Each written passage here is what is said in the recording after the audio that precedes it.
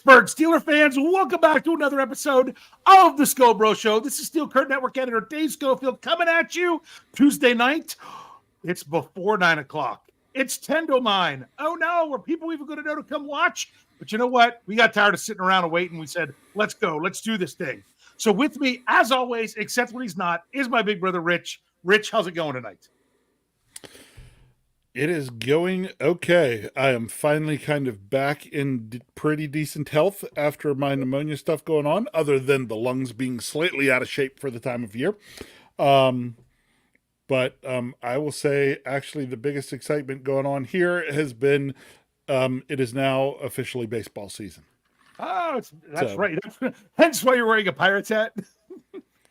I actually got this from some of my coworkers were going up, and it was Clemente hat giveaway. Clemente? Yep. So it's the Clemente with 21 hat, and they went up. I think they were playing the Yankees last year, and the one guy that works for me is a Yankee fan and went with everybody, and so he was like, "Yeah, I don't want a Clemente hat. Here you go." Yeah. All right, so, there you go. Fantastic. But hey, for those of you jumping in on the live chat, go ahead. What's up? And Kyle, 3 games into his high school baseball season so far, so that's the main reason for baseball season. I was gonna say, how's he? No opening. He had 2 RBIs in the opening game, right? Yep. So, what's their record? 3-0. They are 3-0. Very good. They are 3-0.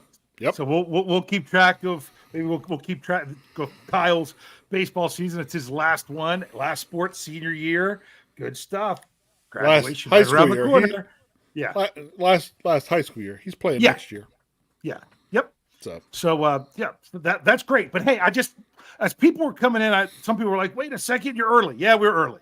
Like I said, I was like, do we want to just sit around and wait, or can we just go ahead and get to talking? That was one. And the other thing is, some people might have noticed, well, where's the intro music? We lost the intro music. If you're listening to us on audio, guess what? You've got intro music. We're changing up some stuff on the YouTube side, kind of because we have to. There's an issue we're having with YouTube right now with monetization and everything. You may have even noticed you have lost the ability to leave a super chat.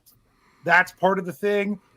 We are basically trying to clean up a whole lot of stuff. We're not exactly sure what the issue is. So we're kind of stripping down to the bare bones to hopefully then figure out what's going on. So if you're wondering, hey, where'd the music go? Where are the fun sound clips? They're not with us anymore. So what matters is that we're here and we're talking Steelers. So let's dive into some news because, Rich, we've had 4 players added to the Steelers in the last 2 days. Now, none of them were officially announced by the Steelers, although 2 of them, I would say, are happening when Omar Khan at the owners meeting says 2 of them. So when it says it's not announced by the Steelers, they'll get there with all that stuff and the formalities. I'll be honest with you. I had a salary cap article. It's going out tomorrow morning, Wednesday morning, bright and early. That's because I finally got the numbers for Van Jefferson, which was from the first week. I've been waiting for those for forever. And as soon as they come in, boom, all these other players that we don't have the numbers for. Now, one of them we kind of have numbers for. So we'll get to, but we'll take them in order. We had no additions since our last show up until yesterday. So it's really only the last 2 days. So the first one was the report that the Steelers are signing wide receiver Quez Watkins. I got that right? Yes, okay, I got that. You got that correct. That name right. Yeah, yes, got that correct. From the Eagles, spent his first 4 seasons with the Eagles. He's a guy that did some kick returning, slot receiver, one of those things. Probably not a huge contract signing, I would assume. As I wrote in the article, I said, I don't think this precludes the Steelers from adding another wide receiver at all.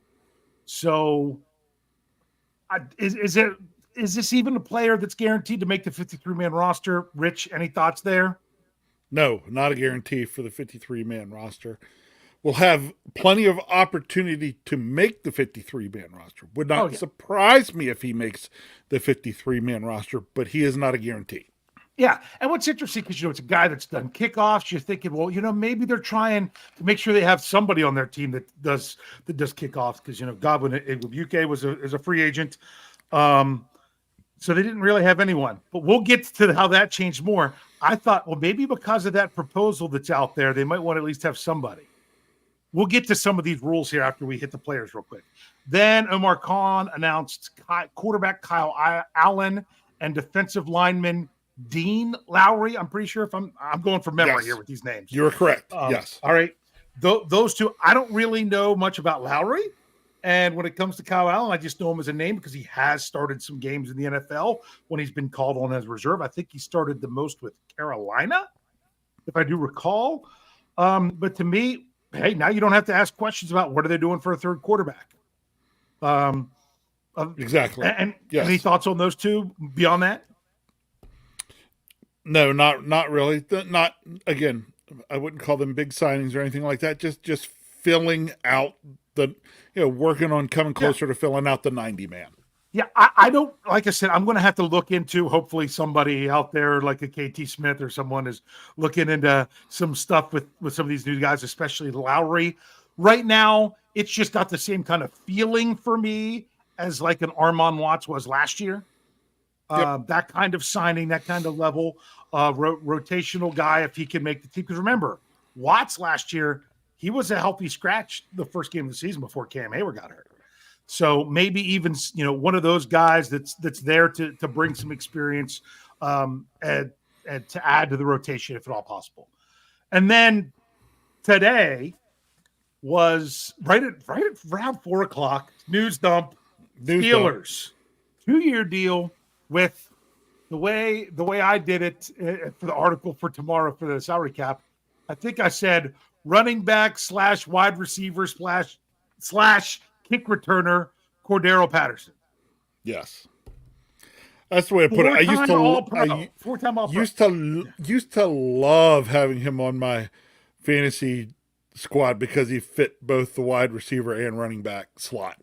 Yeah. Used to love it. Yeah. Yeah, so that was just someone else please, you could ask all you want to in the live chat.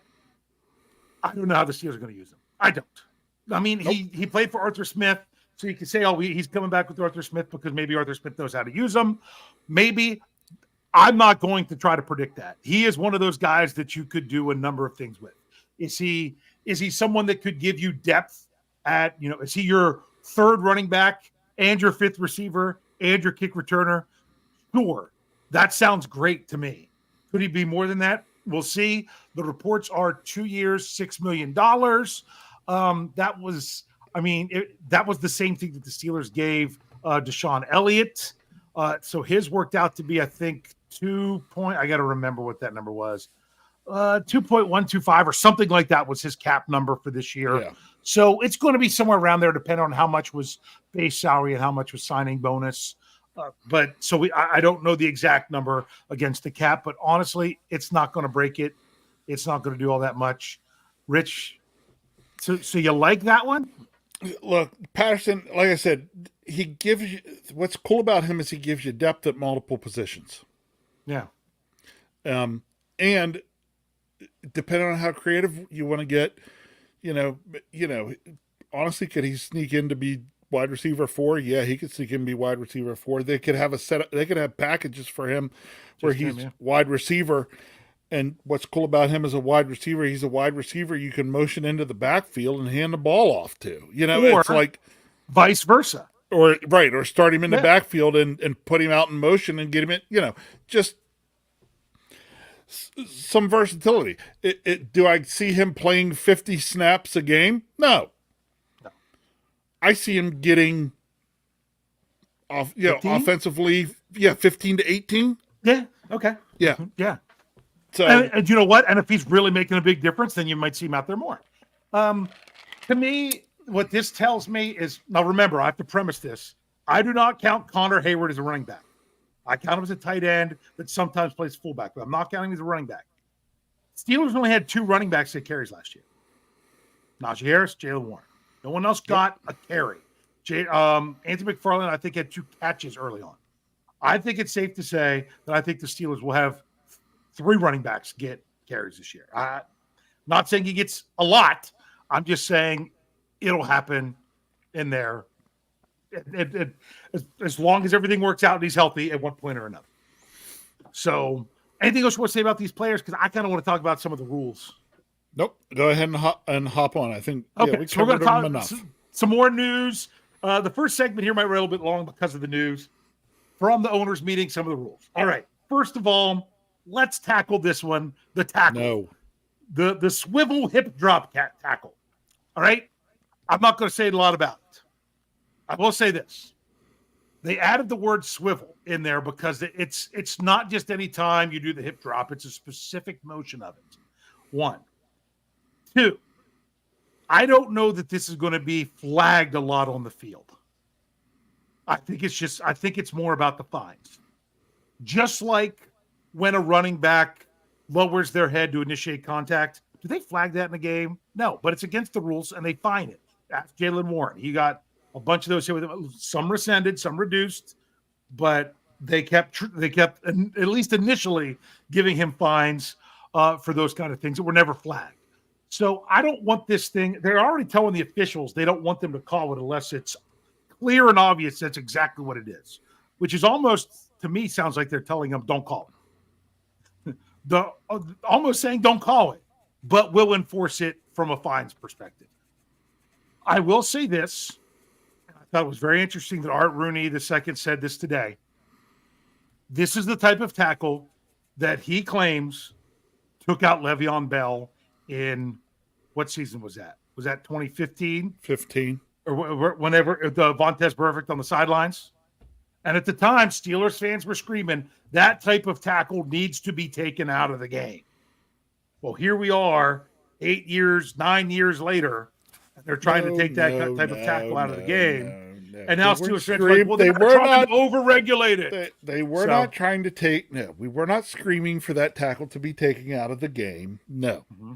We were screaming for Vontaze Burfict to be taken out of the game. Well, and Vontaze Burfict using that style of tackle. Now, the Steelers fans did put a lot more blame on Burfict than the type of tackle. But what else was wrong with what he did other than, yes, he still continued to ride him down at the sideline, other than the type of tackle that it was? You know? Can I just ask a question when it comes to that? Sure.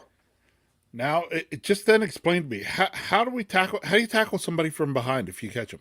Okay, well, it's the whole idea of grabbing a hold of them, lifting your weight up to crash it down onto the person's legs.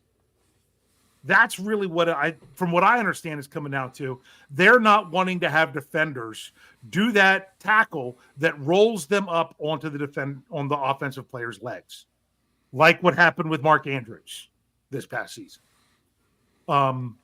That's what they're looking to do. So it's funny because Steel Dog 88 says hip drop tackle is a rugby style tackle, but the specific one that the NFL outlawed, from my understanding, is so did rugby. Rugby outlawed it first. That you can't wrap the player up there and drop yourself onto their legs. That's my understanding from what I saw somewhere. Here we go. Afton confirms this. She said that Marky D said the rugby league banned it. I don't know that she fixed her typo. The next one. I don't know that every rugby league across the world did, but at least, the more unified ones, I guess. So it's a technique they're wanting to get out of the game. But at the same time, it's one of those things, like with the running back lowering their head, it's really difficult for the officials to call in real time. So that's why they're like, okay, we're going to work on getting it out, but we're not. The last thing they want is a bunch of penalties of something that it really doesn't fit. That's the way I'm looking at it. All right. Other rules. Kickoff rule. Or do you want to say anything else about the tackle? Or are you good? Other than I'm kind of there a little bit with JJ Watt in terms of, I sit there and I think it's like, you can't hit guys high. You can't hit quarterbacks low. You can't do this. You can't do that. It's like at some point it's going to turn to flag football because they're taking away so many different ways to get guys on the ground. Yeah, it's tough, but it's they're like, because you're injuring them. Well, the issue has been guys have gotten more athletic offensively and have the ability to fight against things. So how do you combat it? Who was it to put out there then yesterday when this came out was like, you're a defensive back and you're trying to tackle by catching Gronk from behind. How do you get him on the ground? Are you basically saying we have to just let him go and score a touchdown? No, I mean, honestly, if I'm trying to tackle Gronk from behind, I'm not grabbing his waist and following on his legs. I'm trying to take out. I'm trying to wrap or hit his legs rather than the waist. That's me. Right. How many times have you seen a defender even swing their arm to try to hit the foot enough to get him to trip?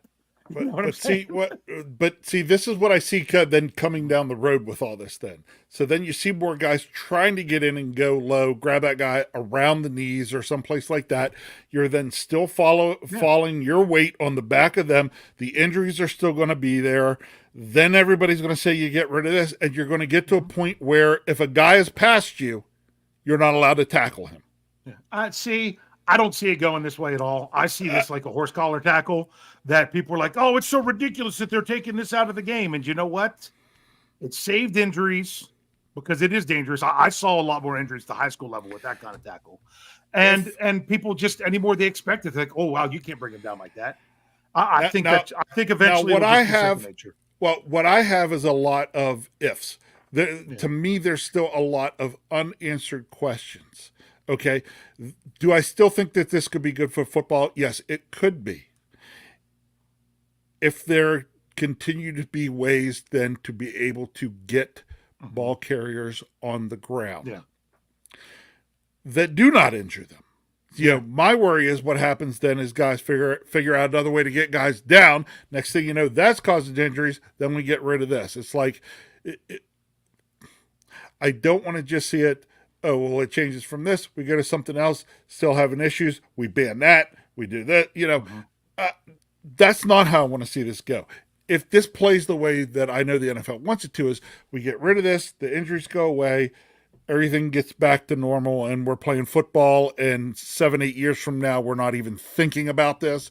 If it plays out that way, good. Yeah. But we have 7 or 8 years potentially to see if it plays out that way. Yeah. Yep. Yeah. The biggest thing I don't want to see, like I said, is the penalty coming in and calling something that really isn't it, and it changing the course of a game. That's what I don't want to see. So, yeah. Understood. Speaking of changing the course of a game, now they're trying to get something back to relevance with their kickoff rule. So it's very similar to that of what the XFL did last year, except the players are starting 5 yards further back. Because they're lining up to 40. Bottom line is there's no fair catches. Kickers got to put the ball between the 20 and the goal line if they don't want it to be worse. If they come up short of the 20, it's just like kicking it out of bounds. If they kick it straight into the end zone, it comes all the way out to the 30. If it hits in play and rolls into the end zone, then it's only the 20. But it's the whole notion of having the return there, but by putting the players further down the field, not having to run and get up to all that crazy speed before they start smashing into each other, that it's just not going to be as high of collision.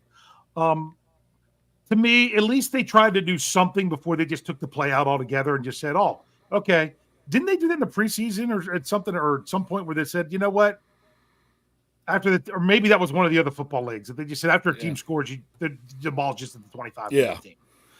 I just remember that was somewhere, like maybe it was USFL or something. But at least they tried, and they had special teams coordinators trying to work out something that would make sense. So yeah, so you can't move until the ball either is caught by the player or hits the ground, lands or hits the ground. Then they move. We'll see how it works. I would not be shocked to see this. Maybe there's then so many returns that are broken because of a rule of where they're lined up or where they're doing this that they might end up tweaking it some. It's only for 1 year, so we'll see how that goes.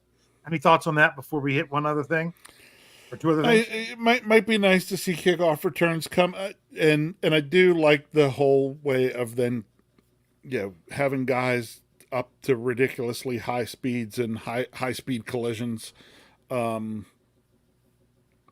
mean, it will still be speed collisions, but not guys that have been at top speed for 30 yards. Yep. I don't know. Interested to see. Kind of interested to see how it goes. Yeah, and I also like that, the kicker's back there. It's 10 guys up, and then you had 9 guys in a 5-yard zone of the receiving team, where you could have up to 2 guys back. You don't have to have 2, because it says you have to have at least 9 in that zone. You can do 10, because if you only have 9, then guess what?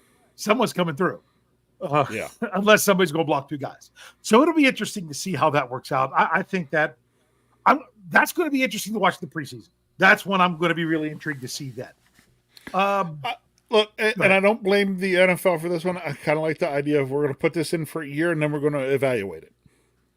Yeah. Yep. So now there's, let's see. It's funny because Kathy says, anyone mention here, it didn't come up. Anyone mention finding the refs for an egregious call? You know what? I don't know how they do that with the refs, but I will tell you this. They, I don't know if they passed that with or something. I'm pretty sure they did, about the replay official can assist with some like bad calls of a certain degree. We'll probably find out more about that one. The trading deadline moved back a week, mainly because they added a week to the season. That was the Steelers' proposal. Other teams wanted to move back even further, but the NFL doesn't want to move it back too far because they don't want it to be like hockey and baseball where teams just dump their players. They don't want that. And I like that it hasn't been that way for the NFL. So I'm okay if it doesn't turn into that. But it used to be teams didn't trade at the trading deadline, but now that's starting to happen a lot more. There was another rule that if I read it properly, I was surprised no one was talking about. It's a rule. It's the way they said it. I actually took a picture of it, so I'm going to go ahead and read it if you don't mind. I don't know if you caught any of this discussion in our staff Slack channel, Rich, or not. But this was like Rule 6. It says, by competition committee, amends Article 17, Section 17.16C, to permit each club to place a maximum of 2 players who are placed on an applicable reserve list on the business day of the final roster reduction to be designated for return. Such players will immediately count as 2 of the club's total designations. The rule has always been a player has to be on the team's 53-man roster for 24 hours or not even 24, one league day, whatever they consider one league day. Yeah. To then be put on IR if they were ever going to return. This changes that if you can have up to 2 people on IR during the preseason and you could designate them that they'll eventually return, you don't have to wait and get them on the 53. You could keep them on your 90. You could put them on IR and then designate them there on that roster cut down day. For example, even though his injury wasn't going to let him to come back, Corey Trice went on IR early in training camp. If that was an injury that they thought, maybe he could make it back in November, they could designate him. And he would have had a chance to come back. Now, remember, you only get 8 returns all season. So that's going to be, if you designate it, it's going to count even if they don't come back. So I was surprised no one was mentioning this. I really was. Is that the way you read that rule? That's the way I read that rule. And was it this year or last year? Who was it that we had to wait and sneak onto IR and then hope we could, bring somebody back up? I want to say it was not this year. I want to say it was this past year. I want to say it was the year before. Okay, what we had to do that with? Remember, because it was we cut somebody or something, and and we're sitting there talking. Oh well, we got to slip somebody there for a day, slip in the IR, and then hope we can get them back. And the better way to do that is with a veteran, so they can't be clean on waivers. Yes. Yeah. Yeah. So I mean, I think I remember talking about that last year, saying, okay, who's a candidate that the Steelers could say, we're cutting you, don't sign, we're bringing you back, we just have to get so-and-so on IR. Hopefully that's, they don't have to do that anymore. They can designate 2 people to do that. You could still do it, but you have the ability to have 2 spots where you could do that without having to go through all that. Yeah. And if that's really how that rule is, I kind of like it. It just takes away. It just is like everybody has been doing things the way we were just describing, and it seems ridiculous that they have to. So then it's just, you know what? Everybody gets 2 spots where then you don't have to worry about it. Yeah.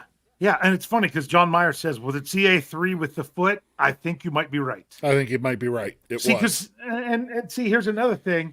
But that's also why young players, if they go on IR during training camp and stuff, they actually have to go through waivers. Teams could claim them off waivers if they go on IR during training camp. So now, let's say you have a 2nd-round draft pick and you don't want to put them on IR. They're going to be done. You could wait until that time and designate them to return or something like that. That just changes that up a little bit. If I understand that correctly. Rich, we're going to go ahead and take a break so we can come back and finally get to our topic of offensive line. And actually, we're doing tight ends as well. So if you're with us here on YouTube, Facebook, X, we're not going anywhere. If you're with us on the audio side, stick around. We'll be right back.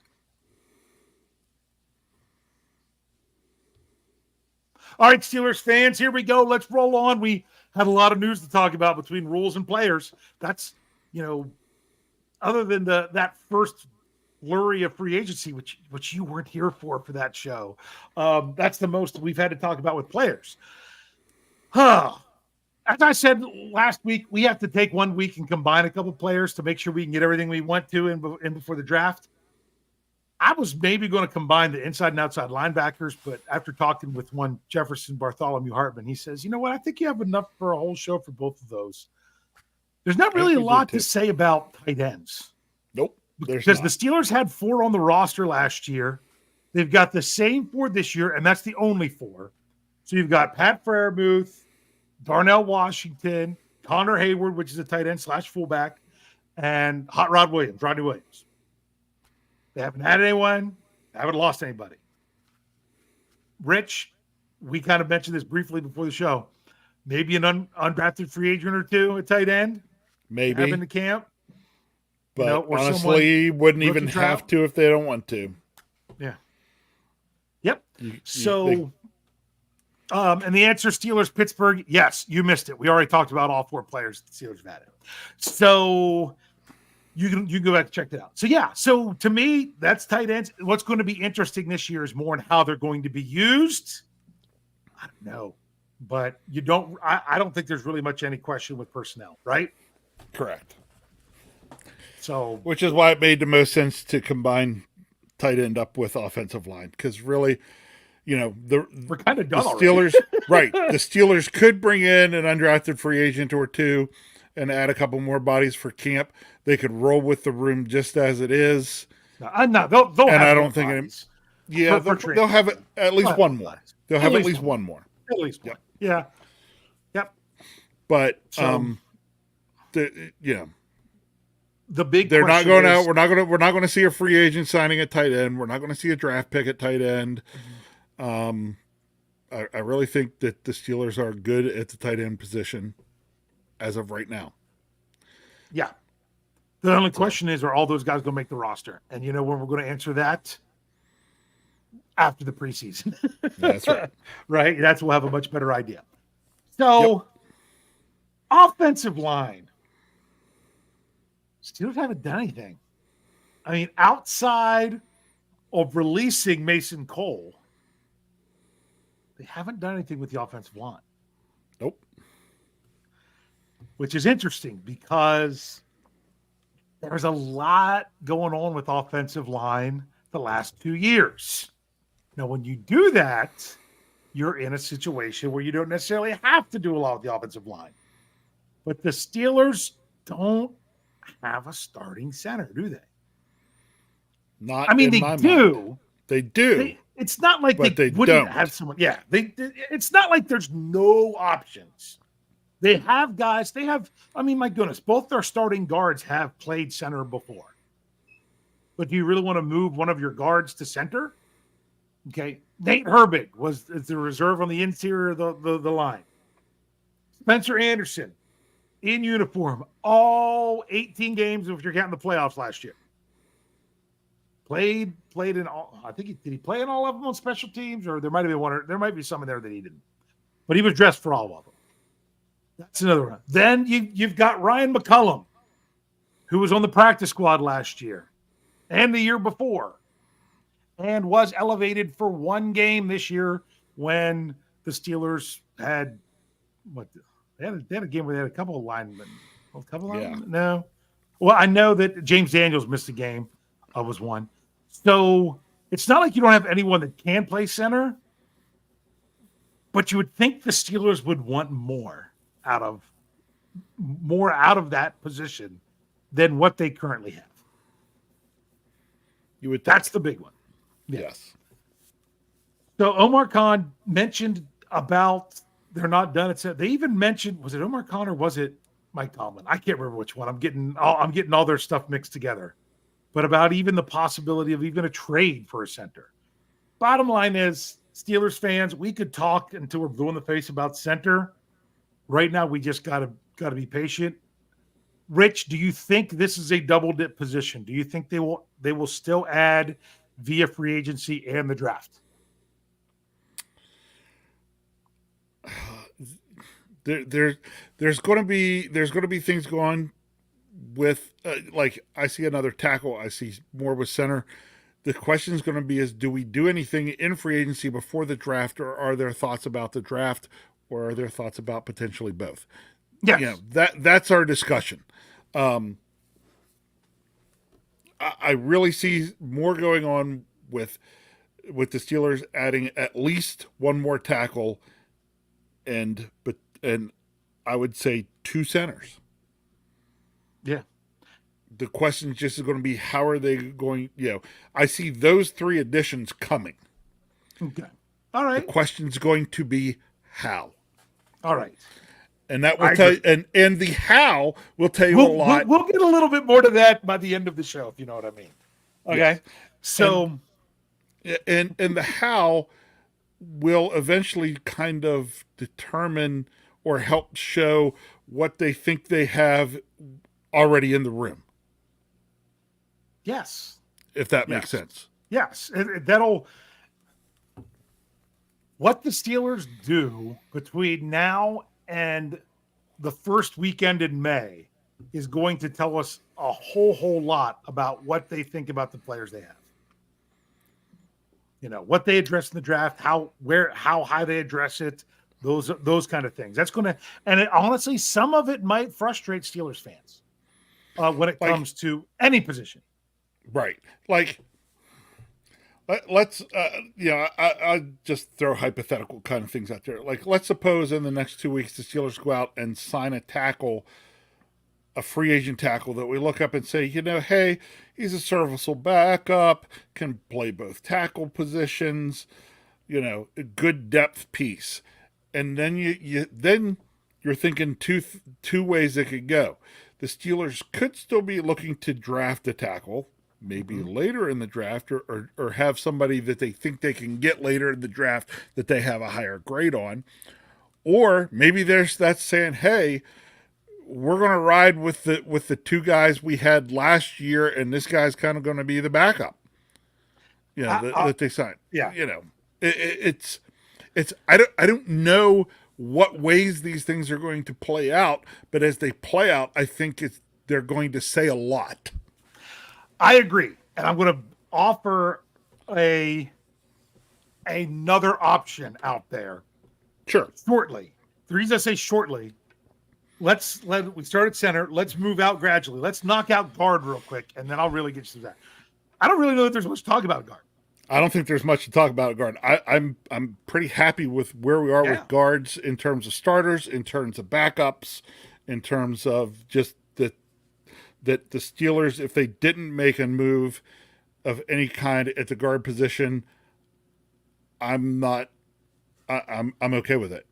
Okay, so real quick, just to give a review, it's all over the place where Steelers lists offensive linemen on their website. Some they call, centers, guards, tackles, and some of them just call linemen. Okay. Oh, well. So here you go. Ryan McCullum is the only one that's listed purely as a center, but he's not the only pure center. Guards, they've got Isaac Seumalo, Nate Herbig, and Joey Fisher. They don't have James Daniels. They have him listed as an offensive lineman. They just have OL next to him. Both him and Spencer Anderson. I find it interesting that he's listed as OL. I wish I would have noticed this before this offseason, because maybe that did say something that perhaps he's someone who could move if they need him to. I don't know. So those are the two guys listed as offensive linemen. Then your tackles are, it skipped on me. Dan Moore Jr., Broderick Jones, Dylan Cook, Kellen Deesh, Tyler Beach, Devery Hamilton, and Anderson Hardy, according to the Steelers website. Now, so I just wanted to put all those names out there. Just put them there. I still think the Steelers are good at guard. I wouldn't be shocked to see them add a guard or so in an undrafted free agent, rookie minikit, something like that, where they have more bodies at the position as they go. Or they might be fine, depending on how much they add at center. If they're also people, then they can keep their guards at guards. To me, the biggest question with guard is, do the Steelers extend James Daniels before the start of the year? They can save a little bit on the cap. Good. I'm fine with it. I'm good. Me too. He's my goodness. I'm trying to check here. He currently he's played well enough to earn it. Yeah, right. He's only 26. And only 26, and has played well enough to earn an extension in my eyes. Yeah. That if the Steelers want to do that, I have no problem with it. Yeah. So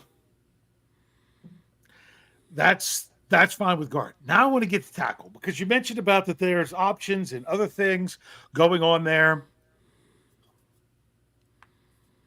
This is how I feel about tackle. Yes. Go big or go home. I Yes. said it on the Q&A. If you're going to upgrade Dan Moore Jr. at tackle, and some people are like, oh, well, I mean, anything's an upgrade. No. Is Dan Moore Jr. a serviceable offensive tackle? I would say serviceable was about as far as I would go. Is that a position that the Steelers could definitely afford to upgrade? Yes. When the Steelers were dealing with that time where I did the Breaking News podcast where the Steelers had traded their quarterback from last year and all they had was Russell Wilson on the roster, I was saying, hey, if the Steelers have to go and look draft to help with quarterback, that might take offensive tackle off the table for another year, because there's just not enough to address at the top of the draft. Now they don't have to. So to me, I'm still all for offensive tackle in the first round. I'm not saying they have to, but to me, if the right guy is there, you take him. I still go back to 2021 and say, if the Steelers would have drafted one pick higher, they shouldn't have taken Najee Harris, and they should have taken Christian Darrisaw. He made it that far, and he's one of the top 10 tackles in the league. So I would have been mad if they would have done that. As soon as he went off the board right before the Steelers, then I was fine with the Najee Harris pick. If he was there and the Steelers didn't take him, I was going to be mad. So I'm there. So it's always one of those things. It depends on who's there. If a nice offensive tackle is there, and the Steelers feel like what they want to do is center, or if they've done something else in free agency or whatnot, makes that not a huge pressing need in the first round, I'm all for it. But I don't even know how much of a tackle I want in the second round. Maybe if there's a pretty good one there. Beyond that, I don't even care. I'd rather than not waste the pick. Go big or go home. Get something better than Dan Moore Jr. Or go with the young guys that you're trying to develop. That's me. Go, and when I say young guys are trying to develop, if you see the Steelers not sign another offensive tackle, not draft an offensive tackle, I think it speaks volumes for two people. and that is Dylan Cook, Yep. who it seemed like the Steelers really liked last year. I liked him in the preseason. And another one that their practice squad guy that apparently some people are saying, whoa, this could really be something. The 6'7" Kellen Diesch, if I'm saying his name right. It's Diesch. I'm pretty sure you pronounce it Diesch. If the Steelers really like those guys and think that those guys are to a level that they could be pressing Dan Moore Jr., and the way the draft falls, they don't take an offensive tackle, then I understand why they do what they do. Yeah. So I don't want to just sit back and say, oh, well, like I would love for Spencer Anderson to work out for the Steelers. But the fact that he couldn't even press Mason Cole last year for playing time makes me say, is he good enough for what the Steelers really want there rather than just depth? So that might be what these guys are as well. Or the Steelers might be really high on them. It's really hard to tell.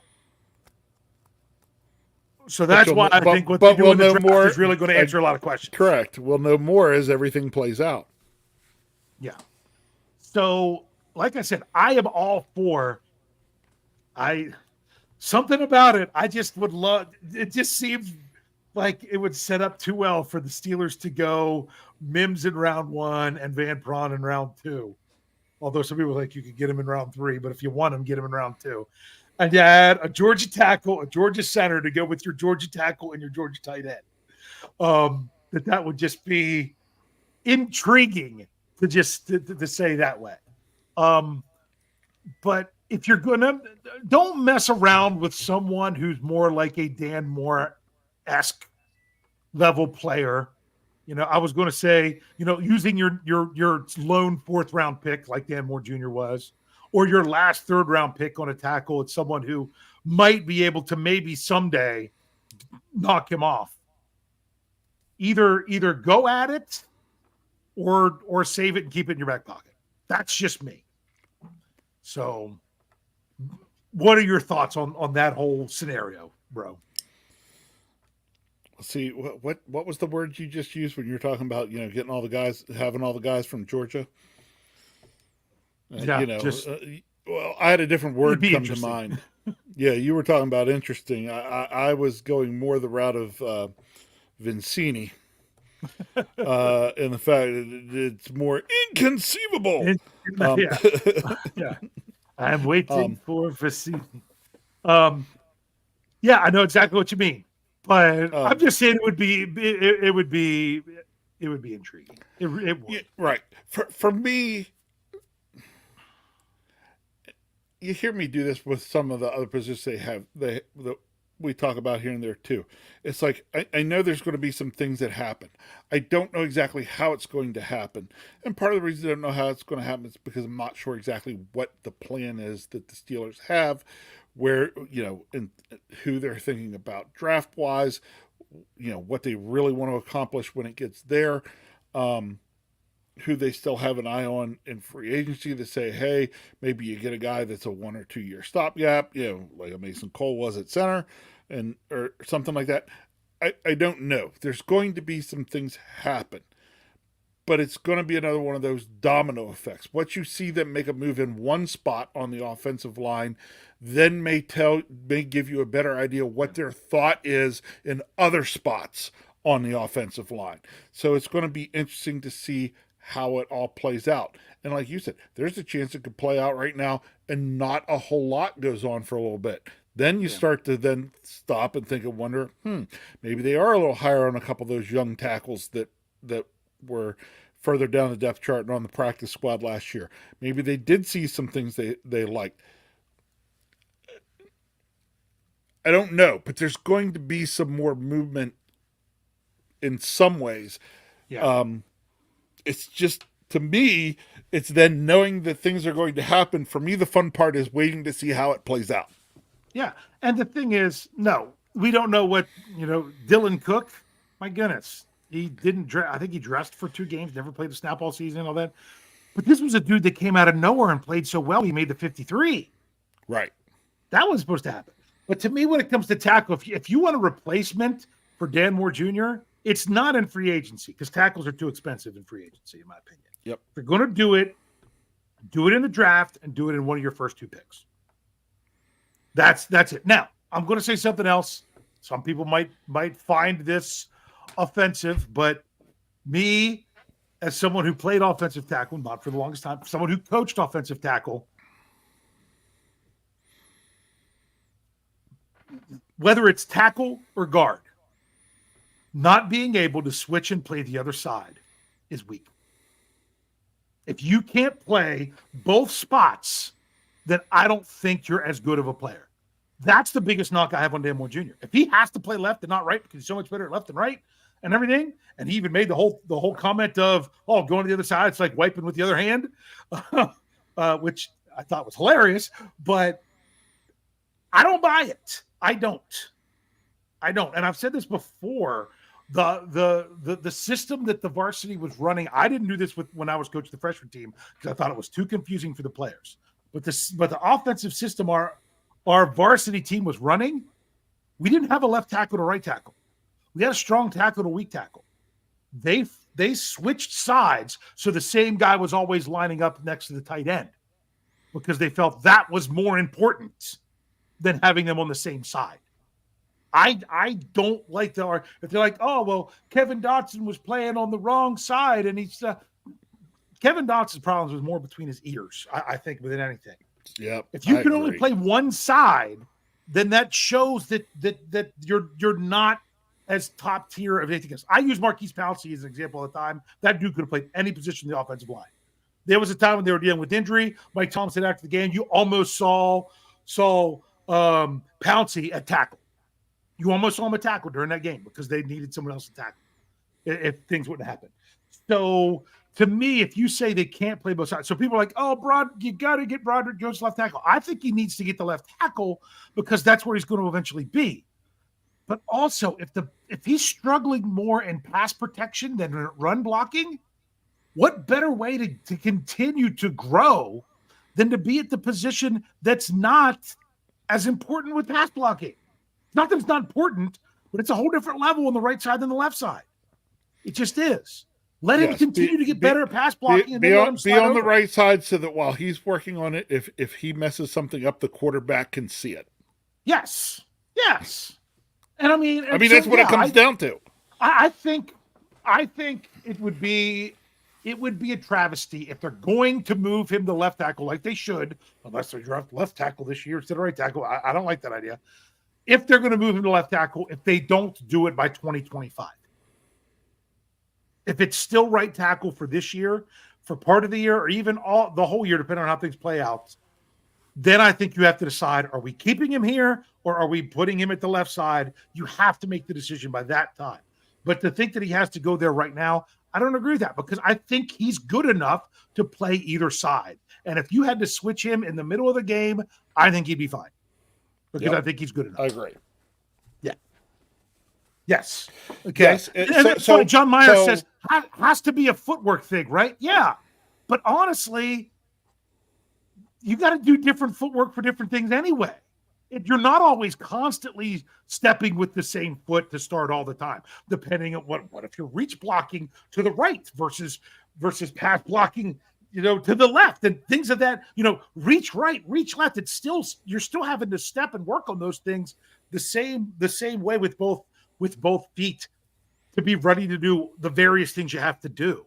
So it is a footwork thing, but honestly, if you're good enough, you're going to be able to do it. You just do it. Yeah. Yeah. What I was going to say is, so let's say that the Steelers rolled with Dan Moore Jr. and that we stand pat with the tackles, right? With Broderick Jones, Dan Moore Jr. And let's say you were in a game, the third game of the season, and Dan Moore Jr. gets hurt. Okay. Mm-hmm. Broderick Jones could move to left tackle immediately. Because let's say you're bringing the next guy, say, we'd be happier with this guy at right tackle. Broderick Jones goes right over to left tackle, and things are fine. It's a great luxury. Fine. But it's, but that's what you need to be able to have in offensive line. And you can say the same thing at guard. You don't see it necessarily play out as much at guard as at tackle, But, and there are places, I understand at guard too, where guys might be a little more comfortable, especially, when you're talking about being on the right or left of the center. I can understand that to an extent. Yeah. But I think you still got to be able to do both. Yep. Yeah. Like, I would expect, Isaac Seumalo to be able to, move. Now, it's a whole different story going from guard to tackle. It really is.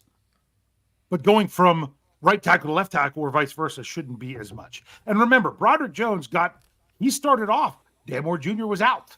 Broderick Jones against the Ravens started and played that whole game at left tackle. I thought he wouldn't relinquish it, personally. So it's funny. I'm going to say this. Russ, love you. You're one of my favorite guys out there. But when you said Dan Moore is like Dotson with penalties every time Najee has a big run holding number 65. Dan Moore Jr. had 2 holding penalties all last season. All year. Two 2 holding penalties. Yep. 2. And one of them was, I'm trying to remember. One was, I know one of them was on a pass play for sure. So, yes. he did that. He had 3 penalties total last year. Well, sorry, that includes one that was declined. So only 2 penalties that were assessed. So, yeah. So that's the thing. He gets such a bad rap at times. He gave up 8 sacks last year. That's not good. But you think about that, that's less than half a sack a game. Although, well, exactly half a sack a game for him because he missed a game. Yep. So yeah. But do you also have to change how you're blocking in order to cover for him? That's another question that you have to ask. So there's a lot going on with the tackles. Yes, exactly. You don't. Those are things that, unless you really know a lot and are watching the game and watching the blocking schemes, we don't necessarily know. Yeah. But the coaching staff does. Exactly. So they have a better idea of what they were asking others to do and what they're. And I'm sorry. They might give him help when he's going up against Myles Garrett. You know what? Anyone, and there was a lot of times they didn't give him help. Yeah. There's a lot of times they didn't give him help, but a lot of people see that. So, all right. Anything else you want to say? We're going to come back for a final question to do one more thing with center. Anything else about O-line before we're running over a little bit? No, but I will bring this up. A good comment. Yeah. We talk about those sacks. Yes. He always spun left and Dan side. That is correct. He did. That was his bailout, was that spin left. So you can even look at the fact that Dan Moore gave up 8 sacks. How many did Kenny spin right into? Were 4 of those aided by the fact that Kenny Pickett spun out right into the sack? And maybe? I will say this. Didn't I all last offseason constantly rail and talk to people about, wait, you're crazy. When the Steelers, Kenny Pickett's rookie year, when he threw that touchdown pass to Najee Harris to win the game over the Ravens. Yes. That, he had pressure. Dan Moore got beat right away. Kenny Pickett didn't step up into the pocket. He once again spun right to where Dan Moore was blocking the guy and almost couldn't make that pass. Now you see it. Hopefully now you see it. But I kept saying that all out last offseason. That was not Dan Moore. That was Kenny Pickett. And no. I was told how wrong I was. But you know what? We saw it a lot last year too. So, all right. You ready to take a break, Rich? Take the break. Let's get back and get back. We'll do our quick 5 minutes, and then we'll do the big question. So if you're with us here, we're not going anywhere. Audio, we'll be right back after these messages.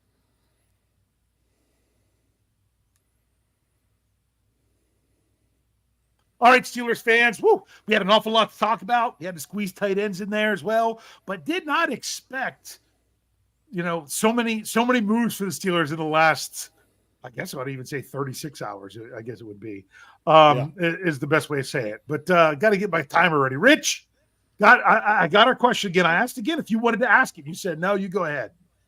This was actually inspired by me watching Wheel of Fortune last night with my wife.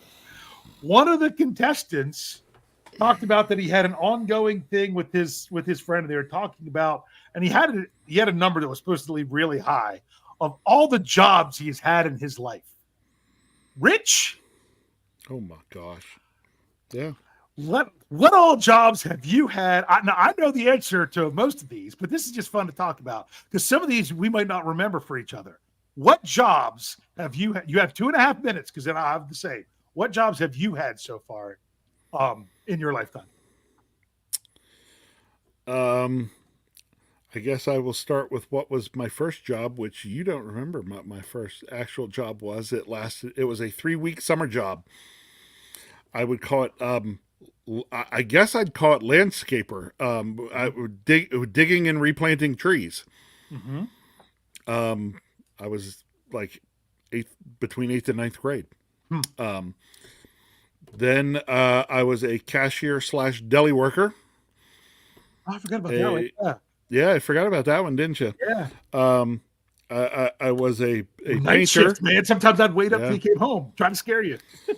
I was a painter. I was a plumber's assistant. See, you never got the fun of being the plumber's assistant. Oh, no, I did not. Did you? No. Man, how did you luck out there? Those of you that don't understand, that's because the plumber was our father. Yes.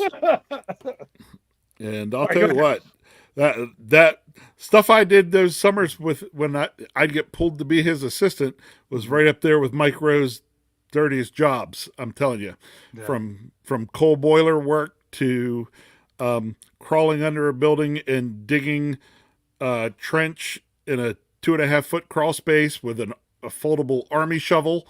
Just to let other people know, because Sixburg 6, you said I'm a plumber as well. Yep. Our father, he was the master plumber for the school system. So you're talking about having to do plumbing for schools.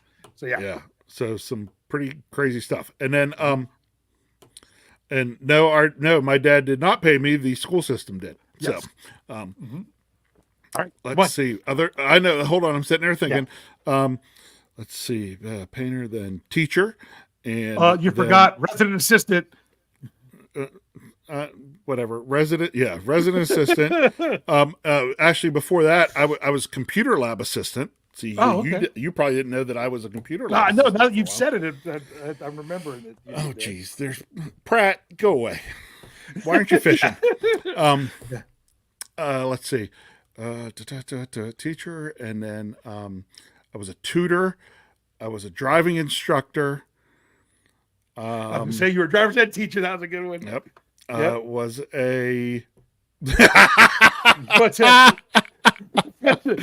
You're fishing buddy. One of my fishing buddies. How about professional net boy? That's a good one. Let's see.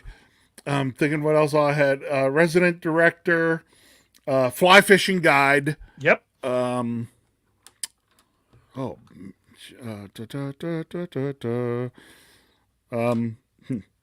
could get into then, resident director and area director. In other words, a student conduct coordinator, a director of student life, a public address announcer,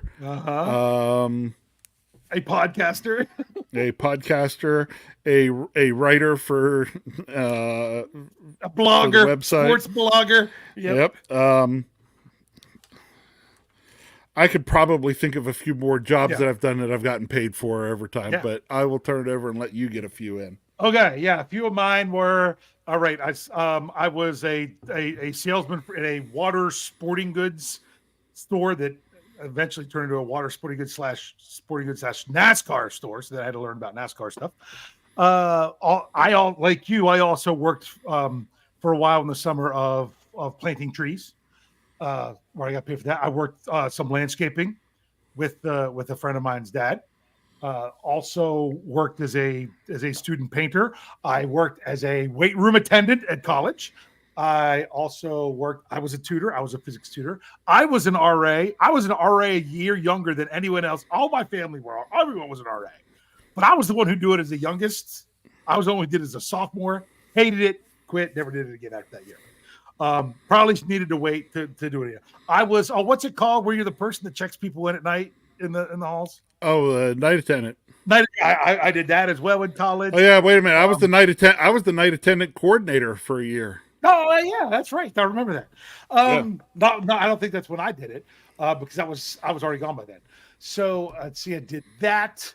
What else did I was a student painter on the paint crew, but I never got pulled out to be the plumber's assistant. I was okay. We'll just roll into it real quick because we're almost done. A high school AP physics teacher. I was a football coach. I was a track and field coach at the high school level. I was a track and field coach at the college level. Let's see. That was more tutoring too. To do that, I guess before that I was a substitute teacher for a short moment. Right before that, man, still trying to remember all the various things. Now I guess I was a community manager for a website, then a writer for a website, then an editor, podcaster, and now I would say I am technically my role is I am the analytics manager for a podcast company. So there's more stuff in there that I probably forgot, and so did you. But they said, "Boy, you guys really did a lot." If you go back and think about everything, Still Dog says, "Boy, you Scho Bros really got around." Not that we really got around, but it was just like we've part of the way we were raised, or like we were willing to do whatever to make some money. So I forgot about that one. Oh yeah, Dave. Yeah, you were an author. Jerry, it's written. I was trying to get it ready to publish last summer, and FFSN has me completely. With getting everything off the ground there, has just brought that in. So the goal is to have it out by the end of this coming summer of the second book. It's written. I just have to make some editorial changes. I already have them written down what the changes need to be. I just got to go in and do it, get it all set up. So yeah, book number 2 should be coming out once I think of a title. I haven't titled it. It's the biggest problem. So, but you can find Ghost Warriors on Amazon right now. I will. Can I say one more thing on this topic? I know we're over time. Yes. My most favorite job ever that I still do some, as I will call it, pro bono work on from time to time. One of the jobs that I really did enjoy the most was driving instructor. Yeah, I was going to say you were. I mean, fly fishing guide. Come on. Y'all said to like fly fishing guide, didn't you? Yeah, I was good at it. What was funny is I worked for my best friend, Pratt, if you're still out there, had to work for Fleming doing that. Yeah. And he was the better fly fisherman, but believe it or not, I was probably the better guide. I had the better temperament for being a guide and taking other people and working with them. Because you had worked on as the a stream. I partly, yes. Yeah. So that, and I can, We could say we opened it up for one question before we asked the big question, because Wilson Pov wants to know, aside from SCN, what's been y'all's favorite job? You said driving instructor. Me, I got to say, you're going to be surprised. It's track coach. Football coach is good too. But track, ever since I did track, I've always had so much fun with it. I talked a little bit about that when Jeremy Betts was on for you when we had the Faux Bro. That was the first time that I really saw sports as being fun. The whole reason I became a teacher after getting a degree in physics and mathematics was because I wanted to coach. That's why after I stopped coaching, I didn't keep teaching for nearly as long. So, yeah, you got to ignore me with the live chat, Rich. I know. I'm going to send you a text message next time. So here's the big question, Rich. This is the big question for everyone tonight. Remember, wait until I put it actually typed in for you to give your answer. We're going back to center. Okay. We're fast forward to September. Looks like the Steelers are not going to Brazil. Reports are they've narrowed it down to either the Browns or the Packers. So the Steelers will not be leaving the country this year for a game, it appears. But week 1, Steelers, they line up to start their 17-0 season. The first snap on offense for the Steelers will be snapped by a player who is, here are your options, currently on the roster, acquired via free agency or trade, or acquired via the draft or undrafted free agent. So draft, free agent, or trade. or on the roster. Week 1 this year. Can I answer? Yeah. Draft. You're going draft? Yep. Okay. I will then go the other one, which I was going to go with this anyway. I am going free agent / trade. I think that they're going to acquire somebody that's going to do the job for a little while. And that way, whoever they draft doesn't have to start right away. But we'll see. I think whoever they draft beats that guy out. Which would be nice, which would be perfect. Don't want a Kendrick Green situation where he gets it by default because no one else is doing any good. We want it to be that we want a Marquise Pouncey situation where he's just too good. You can't hold him back. So here we go. I have it out there in the live chat. Here they're coming in. Woo! Afton was ready. She's going draft. Steelers, Pittsburgh is going trade. Technically, if it's a free agent, you're still right because I put both of those together. But way to call it even more. Richard Adamson says draft. Steel Dog 88 says draft because he thinks it's going to be Powers Johnson. Steeler Chick 46 says draft. Pittsburgh Toddy says draft. Kathy Ford says draft. Jared Devil says draft. I'm really surprised at this because the Steelers, unless they have to, try not to start their rookies the first week. No, but I think a lot of people are seeing it like me. I think that they'll have somebody there that's a vet, but I see them potentially getting somebody good enough. That's the dream. That's the dream. Yes. That really is. That's going to be the best for the Steelers. Okay, Wilson Pava says if it's not trade, it's free agent. So that one.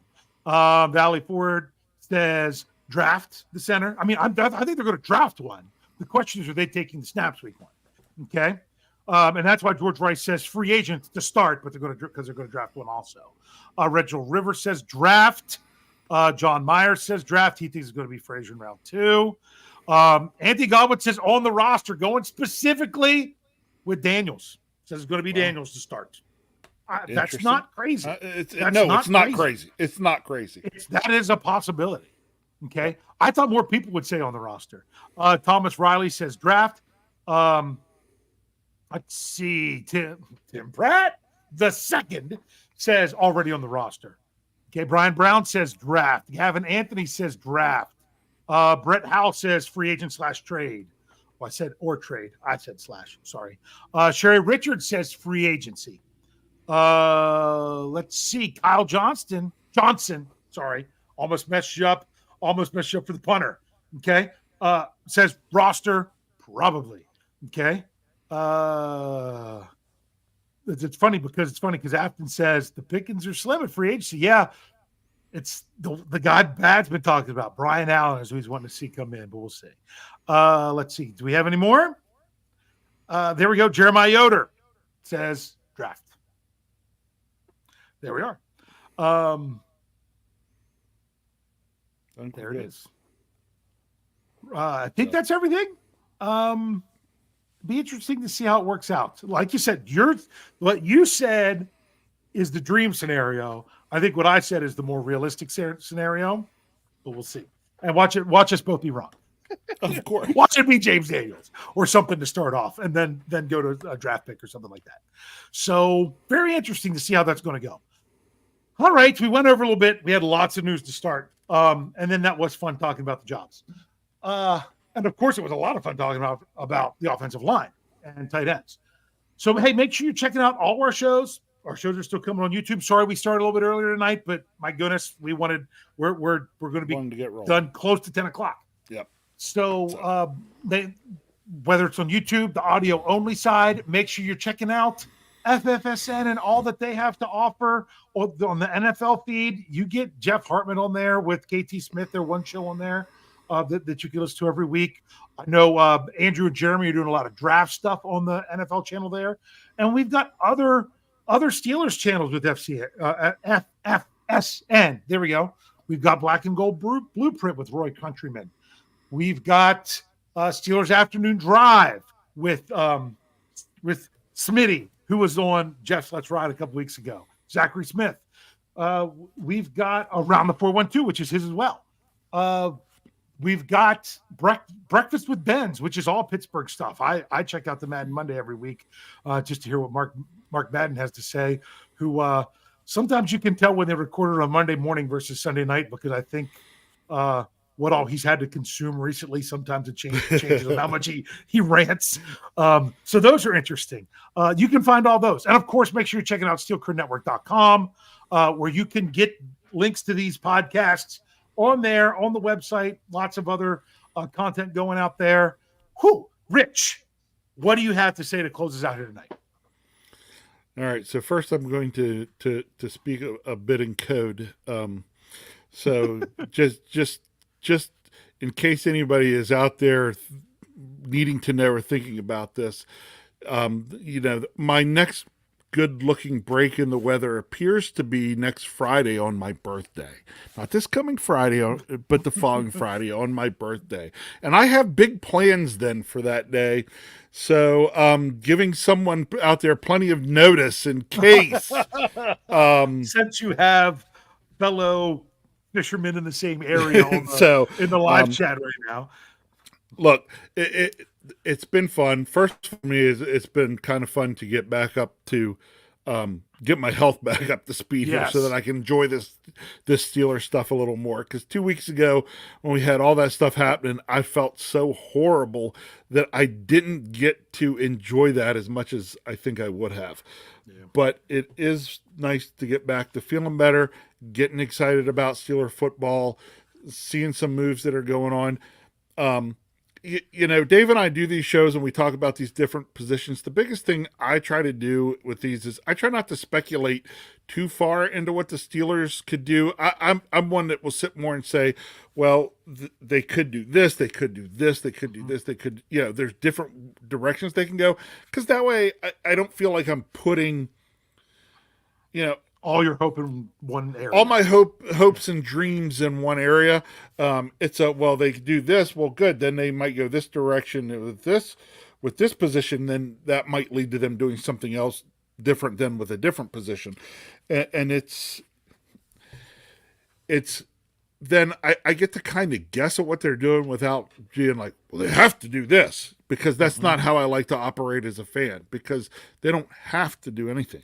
What they have to do is what the front office as a group sees they need to do to construct this roster. Me as a fan, I don't get any say. I could have what I think is a fan, us as fans can have what we think is a fantastic plan for the Steelers. Well, they don't have to listen to us because we're not getting... Dave and I have had all these different jobs. None of them has ever been to be a general manager. That's correct. And I don't think we have anybody in our live chat that's had that job either. So, so as fun as it can be to speculate, to guess, to think about what we need, what we would like to see them do, to speculate and recollate, speculate and recollate as to what they might do. In the end, it's not our call, but for me, just watching it come about and happen is just a lot of fun.